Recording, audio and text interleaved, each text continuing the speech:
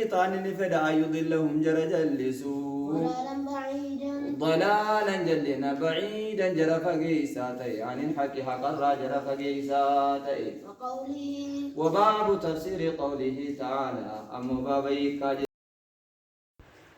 oduu gammachiisaa musliimoota hundaaf madrasatul furqaan magaalaa Yembirooti kan argamu yeroo hammaa barnoota amantii babal'isuu irratti argama.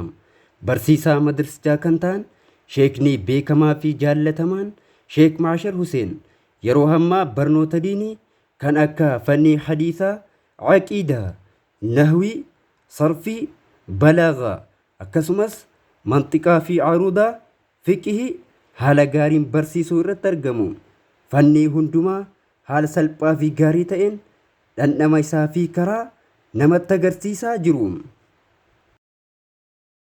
ربي بليسنا جتنو وباب تفسير قوله تعالى أما بابي dabalataanis namoota hifzii qur'aanaa barbaaduuf markazul furqaan banuun waggaa lamatti haafizoota oomishaa jiru.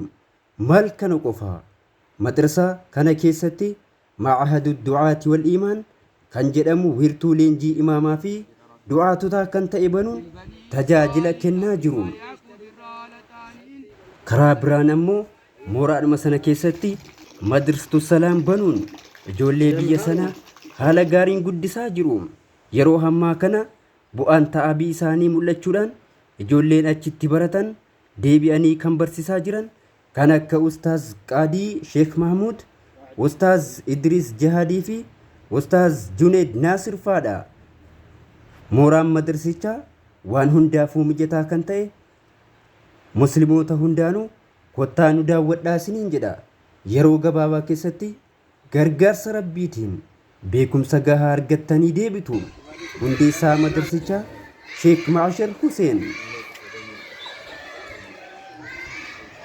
Namoonni gaafii fi yaada qabdan karaa bilbila keenya duwwaa 917 1044 91 nu qunnamuu dandeessu. Wassalaamu alaikum ورحمة الله وبركاته.